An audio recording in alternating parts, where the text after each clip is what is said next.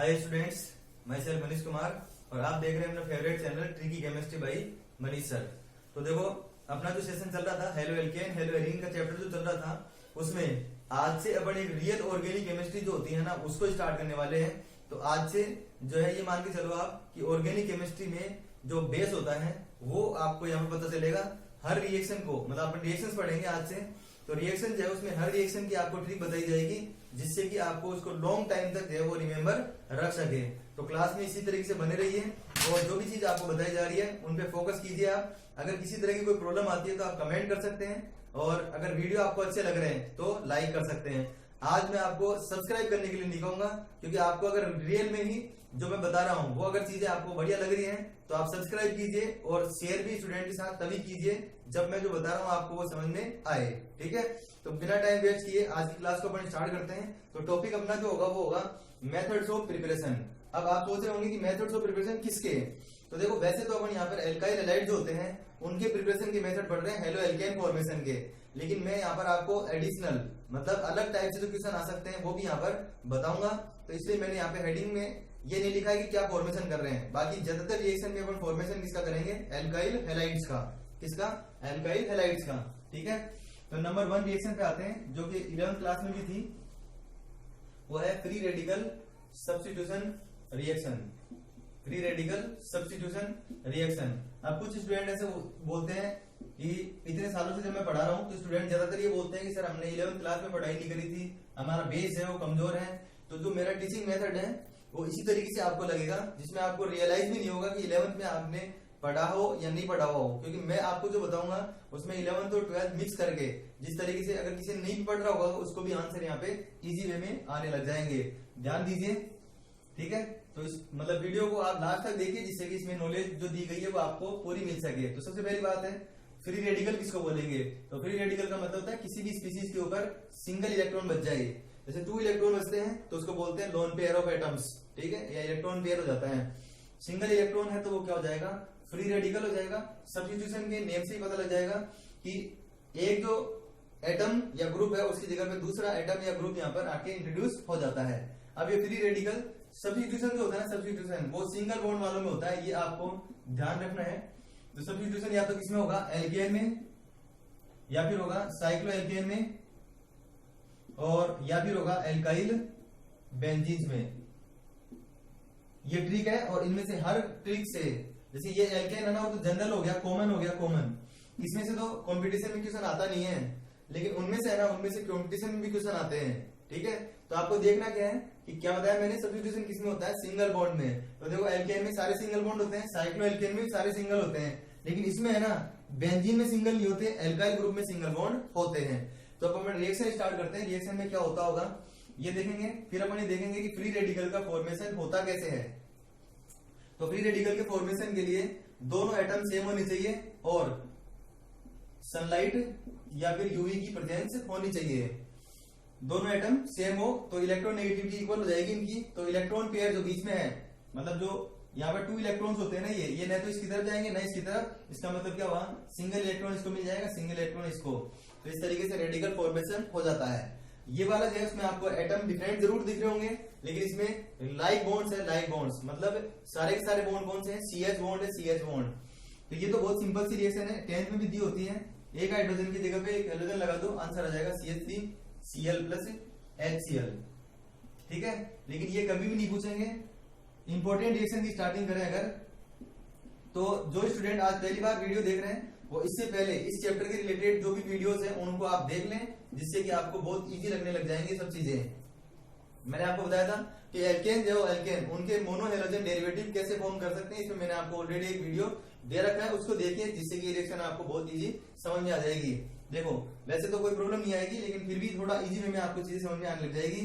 इसमें देखो, इसमें यहाँ पर या यहाँ पर मतलब सब जगह पे हाइड्रोजन प्रेजेंट है, तो कौन सा हाइड्रोजन है उसको अपन यहाँ पे सब्स्टिट्यूट करेंगे। ठीक है, मतलब ये जो ब्रोमीन है वो CH3 का हाइड्रोजन का लगेगा या CH2 भी लगेगा या फिर इस CH3 का लगेगा। तो उसके लिए मैंने आपको बताया था कि स्ट्रक्चर फॉर्मेशन के लिए नंबर ऑफ कार्बन्स नहीं देखते हैं, क्या देखते हैं? Type of carbons. तो इसमें टाइप ऑफ कार्बन जो है वो 2 है, क्योंकि इस पे अटैच करेंगे तो 1 होगा, इस पे भी 1 और इस पे कौन सा? 2। ठीक है, तो अगर अपन अटैच करते हैं सेकंड नंबर पर, तो ये आ जाएगा। और फर्स्ट नंबर पे अटैच करते हैं तो आंसर आएगा CH3 CH2 CH2 और Br। साइड प्रोडक्ट जो होगा यहाँ पर होगा HBr।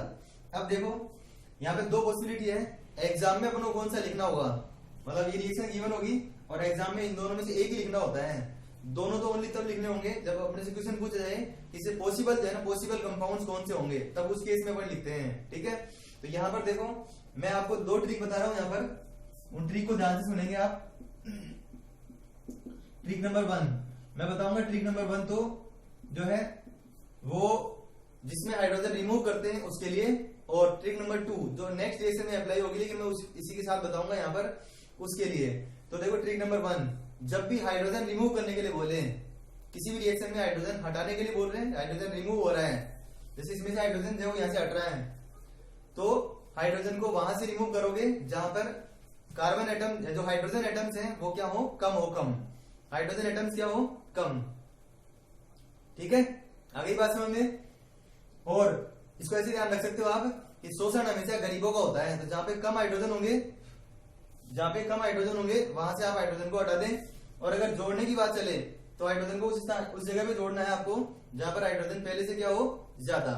ठीक है, तो इस वाले में तो जहां पर लेस हाइड्रोजन है, लेस हाइड्रोजन होंगे वहां से हाइड्रोजन को रिमूव करना है -H। और अगर हाइड्रोजन ऐड करने के लिए बोला जाए तो जहां पे हाइड्रोजन ज्यादा है वहां पे हाइड्रोजन को आपको ऐड करना है। तो ये दो ट्रिक का ध्यान रखना है। तो देखो इसमें आपसे पूछे कि मेजर प्रोडक्ट कौन सा होगा, तो मेजर कौन सा होगा जहां पे कम हाइड्रोजन से क्या किया अपन ने, सब्स्टिट्यूशन किया है। तो एग्जाम में आपको अगर रिएक्शन दे रखी हुई है तो आप ओनली ये वाला आंसर लिखेंगे, यही वाला आंसर। ठीक है, तो ये तो हो गई ट्रिक। अब रियल में अगर देखें कि इसमें जो है ना ये मेजर प्रोडक्ट क्यों हो गया, तो बिल्कुल सिंपल ट्रिक है इसकी भी। वो देखो आप, इस कार्बन की डिग्री है ना वो कौन सी है, 2, और इस कार्बन की डिग्री कौन सी है, 1। ठीक है, और रियल लाइफ में आप क्या कहते हैं कि जिसके पास ज्यादा डिग्रियां होती हैं उसकी अहमियत ज्यादा होती है। तो यहाँ पर मेजर प्रोडक्ट जो है वो कौन सा है, 2 डिग्री, मतलब 1 डिग्री 2 डिग्री या 3 डिग्री फॉर्मेशन हो रहा है ना, तो मेजर प्रोडक्ट जो है वो होगा जिसमें डिग्री ज्यादा होगी। तो यहाँ पर कौन कौन से आ रहे हैं, 1 और 2, इसका मतलब मेजर प्रोडक्ट कौन सा होगा, 2 डिग्री। ये भी रिएक्शन जो है उतनी इंपॉर्टेंट नहीं है, लेकिन रिएक्शन इंपॉर्टेंस की बात करें अगर, तो ये क्वेश्चन आया हुआ है 12th बोर्ड में भी आया हुआ है और कंपटीशन में भी क्वेश्चन पूछा हुआ है। इस तरीके से दे देते हैं एक कंपाउंड लिख के, और स्टूडेंट जो है इस बेंजीन को इसको देखकर डर जाता है, ये पता नहीं क्या आंसर आ जाएगा। यहाँ पर HNU भी लिखा सकता है, UV भी लिखा सकता है, दोनों में से एक कंडीशन आपके पास लिखी आ सकती है। ऐसा पूछेंगे what is the major product of this reaction, या फिर यहाँ पे लिख देंगे A+B, identify A and B। ठीक है, आइडेंटिफाई A एंड B ऐसे बोल देंगे। मैंने आपको पहले भी कहा था और फिर कह रहा हूं, अब जैसे मान लो आपको रिएक्शन समझा दी मैंने, उसके बाद में इस रिएक्शन को करने के लिए बोल रहे हैं, तो आप वीडियो को पॉज करके रोक दो वीडियो को, उसके बाद में क्या करना है आपको, इस रिएक्शन का आंसर करके देखो। अगर इस रिएक्शन का आंसर आप पहले कर लो, फिर उसके बाद में वीडियो को स्टार्ट करके देखो कि आपका आंसर सही आया नहीं आया। अगर वैसे जहां तक मैं बता रहा हूं आप ध्यान से अगर पढ़ रहे होंगे तो आपका आंसर जो है यहाँ पे बिल्कुल सही आएगा। लेकिन अगर थोड़ा बहुत डिस्टर्बेंस होता है, अगर रॉन्ग आंसर हो जाए तो नेक्स्ट टाइम आप प्रैक्टिस कीजिए, आपका आंसर जो है वो सही आने लग जाएंगे। तो करना क्या है, मैंने क्या बताया था, सब्स्टिट्यूशन कहां पे होगा, जहां पे सिंगल बॉन्ड होगा, तो सिंगल बॉन्ड यहाँ पर है। एल्केन जो है वो 3 हो गया, ये दोनों एल्केन है, और मैंने अब लिख दिया एल्काइल बेंजीन, ये एल्काइल हो गया, ये बेंजीन हो गया, ये तो नाइट्रो ग्रुप है। यहाँ पर इसमें से हाइड्रोजन हटाना है आपको, तो जो A है A, उसकी जगह पे क्या आंसर आ जाएगा, A की जगह पे आंसर आ जाएगा CH Br और CH3, और यहाँ पर आ जाएगा NO2, H यहाँ से रिमूव हुआ तो आंसर आ जाएगा HBr। ठीक है, ये समझ में आ गया आपको रिएक्शन। तो इस रिएक्शन को ध्यान से देखिएगा, आपको टोटल जो रिएक्शन है वो समझ में आ जाएगी। जितनी भी ट्रिक मैं बता रहा हूँ आपको, उन सभी ट्रिक्स जो है उनको नोट कर लीजिए। और ट्रिक के लिए मेरे अकॉर्डिंग जो है वो आपके पास कॉपी में जो प्लेस होगा, वो जो टॉप होता है, टॉप कॉपी में ऊपर ही ऊपर की जो खाली स्पेस होता है उसके अंदर आप इन ट्रिक्स को लिख लिया करो, जिससे कि उसके नीचे वाला जो पेज है वो आपका कंप्लीट हो जाए। अब देखो ये जो साइक्लोएल्केन है, इसमें क्वेश्चन कैसे पूछा जाता है, स्टूडेंट ऐसे फंस जाता है कि ऐसे बोल देते हैं वो ए हाइड्रोकार्बन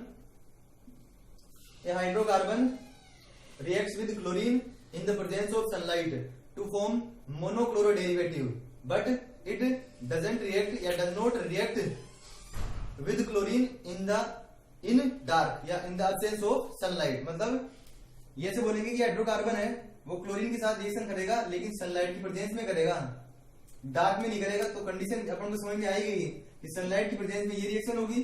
तो ये जो लिखा हुआ है ना, ये इसमें जनरली आप जल्दी से आंसर क्या दोगे, पेंटीन। आप जल्दी से जो आंसर दोगे वो दोगे पेंटीन, क्योंकि ये CnH2n को फॉलो कर रहा है, ठीक है, जो कि गलत आंसर है, क्योंकि सनलाइट की प्रेजेंस में फ्री रेडिकल सब्स्टिट्यूशन होता है, और वो किसमें होता है, ओनली सिंगल बॉन्ड में। तो आपके पास इसकी एक्सपेक्टेड स्ट्रक्चर पूछेंगे, तो इसकी एक्सपेक्टेड स्ट्रक्चर जो है वो आपके पास क्या होगी, ये होगी। इसमें आप काउंट कर लो कितने कार्बन आ गए, 5 कार्बन है और 10 हाइड्रोजन है, ठीक है। तो ये हो गया अपने पास फर्स्ट रिएक्शन। फर्स्ट रिएक्शन हो गई है। अब अपन देखते हैं सेकंड जो रिएक्शन है वो कौन सी है। तो अपन देखते हैं सेकंड जो रिएक्शन है वो कौन सी हो सकती है। तो सेकंड रिएक्शन है अपने पास फ्रॉम एल्कीन्स। एक चीज ध्यान रखना, हमेशा सिंगल बॉन्ड में सब्स्टिट्यूशन रिएक्शन होती है, डबल बॉन्ड या ट्रिपल बॉन्ड होता है उसमें एडिशन रिएक्शन होती है। कौन सी, एडिशन रिएक्शन। तो यहाँ पर अपने पास 2 टाइप्स की रिएक्शन होंगी, एक तो होगी हेलोजिनेशन और एक होगी हाइड्रोहेलोजिनेशन। एक तो हेलोजिनेशन और एक हाइड्रोहेलोजिनेशन। हेलोजिनेशन जो रिएक्शन है उसमें देखो जो डबल बॉन्ड है, डबल बॉन्ड उसके दोनों तरफ अगर जो ग्रुप है वो सेम हो अगर, तो सिमेट्रिकल एल्कीन होगी, डिफरेंट है तो अनसिमेट्रिकल। तो आपको आइडेंटिफाई करना आना चाहिए कि सिमेट्रिकल कौन सी है और अनसिमेट्रिकल कौन सी है। बहुत इजी पैटर्न है, डबल बॉन्ड के दोनों तरफ ग्रुप सेम है तो सिमेट्रिकल, डिफरेंट है तो अनसिमेट्रिकल, बस इतना ही है। फिर ब्रोमीन को इसके ऊपर ऐड करना है या क्लोरीन को ऐड करना है, किसी को भी ऐड करना हो। हेलोजिनेशन में आपको ओनली क्या करना है, डबल बॉन्ड जो है ना उसको हटाकर उसके दोनों साइड में आपको क्या अटैच कर देने हैं, हेलोजन अटैच कर देने हैं। इस रिएक्शन में सिमेट्रिकल और अनसिमेट्रिकल का कोई इफेक्ट नहीं होगा। क्यों नहीं हो रहा, क्योंकि यहाँ पर जो एटम्स है ना वो दोनों सेम है, सेम। तो आंसर जो अपने पास आएगा वो आ जाएगा CH2 Br और Br। इसमें देखेंगे इसमें, तो इसमें आंसर जो आएगा वो आएगा CH3 CH CH2 Cl और Cl, ठीक है। दोनों में हेलोजन जो है वो 2 एडजेसेंट कार्बन से अटैच है। इसका मतलब इस रिएक्शन में ये दोनों जो प्रोडक्ट आ रहे हैं वो क्या है, विस डाई हैलाइड्स। तो देखो आपको यहाँ पे बात समझ में आ गई होगी कि मैंने यहाँ पे प्रिपरेशन के आगे एल्काइल हैलाइड क्यों लिख रखा, क्योंकि यहाँ पर देखो डाई हैलाइड फॉर्म हो गया। अभी जो रिएक्शन हमने देखी थी बेंजीन वाली, उनमें जो है ना वो एक तरह से मोनो हैलाइड फॉर्म हुआ था, बेंजीन आ गई थी तो वो एक तरह से बेंजाइलिक हैलाइड थे। अब इसमें क्या होता है, ये जो रिएक्शन है वो थोड़ी इंपॉर्टेंट है कि जो ब्रोमीन होता है, ब्रोमीन उसका रेड कलर होता है, रेड कलर। लेकिन जैसे ही ब्रोमीन को CCl4 में डिजोल्व कर देते हैं, ठीक है, और इथीन गैस को इसमें पास करवाते हैं, इथीन प्रोपीन जो भी गैस है उसको पास करवाते हैं, तो जो कंपाउंड फॉर्म होता है ना वो होता है कलरलेस, ठीक है। तो इसको बोलते हैं टेस्ट ऑफ अनसेचुरेशन। मतलब ये जो रिएक्शन यूज होती है ना वो होती है अनसेचुरेशन के टेस्ट में, test of unsaturation in a compound. किसी कंपाउंड में अनसेचुरेशन का टेस्ट करना हो तो ये रिएक्शन होती है। इसको लैंग्वेज में आप कैसे लिख सकते हो, आपको नोट भी प्रिपेयर करने हैं इनके, लैंग्वेज में से लिख सकते हो, when ethene gas is passed through bromine which is dissolved in CCl4, passed through bromine which is dissolved in CCl4, then the color of bromine या red color of bromine disappears. It proves that presence of unsaturation in given compound. जो compound आपको दे रखा है उसमें unsaturation की presence को ये show करता है। अगर इसी में क्लोरीन होता तो उसमें इसका क्लोरीन का कलर नहीं है, तो यहाँ पे कोई अपन बोल नहीं सकते ये भी कलरलेस ये भी कलरलेस, तो इसमें ऐसा नहीं होगा। बस ये केस फिक्स है कि ब्रोमीन के साथ CCl4 डिसॉल्व है। हाँ, उसमें इस प्रोपीन को आप यहाँ पे कर देते हैं तो भी होता है ऐसा, क्योंकि इसमें भी अनसेचुरेशन प्रेजेंट है और प्रोपीन भी गैस होती है, ठीक है। ये समझ में आ गया रिएक्शन आपको। अब सेकंड रिएक्शन पे आते हैं, हाइड्रोहेलोजिनेशन। इसका मतलब हाइड्रोजन और हेलोजन दोनों अटैच होंगे। इसमें देखो अब अपने पास जो रूल काम करेगा वो कौन सा है, इसमें डबल बॉन्ड के दोनों तरफ सेम, इसका मतलब सिमेट्रिकल, ये अनसिमेट्रिकल। हाइड्रोजन को ऐड करने के लिए मैंने ट्रिक बताई थी आपको कि हाइड्रोजन को वहां पर ऐड करना है जहां पर हाइड्रोजन ऑलरेडी ज्यादा हो, लेकिन डबल बॉन्ड के पास। जैसे इसमें देखें ना, इसमें तो दोनों तरफ सेम है, इसका मतलब इसमें कोई रूल नहीं लगेगा, किसी भी तरफ ऐड कर दो, आंसर आएगा CH3 CH2 Cl। इसमें कोई इफेक्ट नहीं हो रहा, इसमें इफेक्ट होगा। इस H को कहां पे अटैच करेंगे, जहां पर हाइड्रोजन ज्यादा होंगे, तो यहाँ पर अटैच करेंगे, इसको यहाँ पर अटैच कर देंगे, आंसर आ जाएगा CH3 CH के साथ लग जाएगा Br, CH3 CH Br और CH3।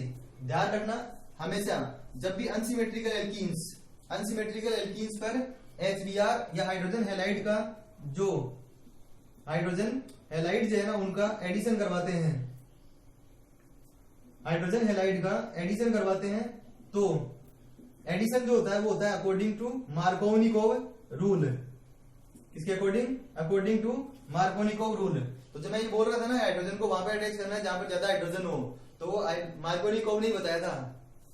तो इसमें आप कैसे याद रख सकते हो कि व्हेन या if addition of HBr, addition of hydrogen halides on unsymmetrical alkenes, अगर on unsymmetrical alkenes, then hydrogen is attached with more hydrogen containing carbon atoms. ठीक है, मतलब जिसके पास हाइड्रोजन ज्यादा होंगे उसके साथ हाइड्रोजन को अटैच कर देंगे, तो अपने पास जो आंसर आएगा वो ये आएगा। लेकिन इसमें एक कंडीशन ध्यान रखनी है कि यहाँ पर आपको परोक्साइड दे रखा हो, परोक्साइड, तो इसका जस्ट अपोजिट होगा, जिसको अपन क्या बोल सकते हैं? Anti Markovnikov. लेकिन परोक्साइड का जो इफेक्ट होता है वो ओनली HBr पे होता है। इसकी जगह पे अगर HCl या HI होता तो उसके ऊपर परोक्साइड का इफेक्ट नहीं होगा। हमेशा ध्यान रखना, परोक्साइड का इफेक्ट HBr पे होगा और इसका अपोजिट एंटी मार्कोनिकोव, जिसको खरास इफेक्ट भी बोलते हैं, खरास इफेक्ट या परोक्साइड इफेक्ट भी बोलते हैं। ठीक है, तो इस तरीके से अपन ने आज देखा है कि एल्कीन और एल्केन जो उससे किस तरीके से अपन यहाँ पे फॉर्मेशन कर सकते हैं। नेक्स्ट रिएक्शन और अपन इसके जो सेकंड पार्ट होगा उसके अंदर देखेंगे। लेकिन इससे रिलेटेड जो क्वेश्चंस हैं उनमें से देखो इस तरीके से क्वेश्चन दिया आ जाएगा और आपको बोलेंगे कि इस रिएक्शन का एक्सपेक्टेड प्रोडक्ट जो है वो कौन सा होगा। ये रिएक्शन दे देंगे और इसमें प्रोडक्ट पूछेंगे आपसे। तो देखो कुछ स्टूडेंट इसको देख के डर जाएंगे कि सर इसमें बेंजीन आ गई, ये इसको कैसे सोल्व करेंगे। तो देखो इसमें बेंजीन आने से कोई फर्क नहीं पड़ रहा। ये जो कंपाउंड है, ये इस कंपाउंड को देखो, इसको कैसे लिख सकते हो आप? इसको कैसे लिख सकते हो?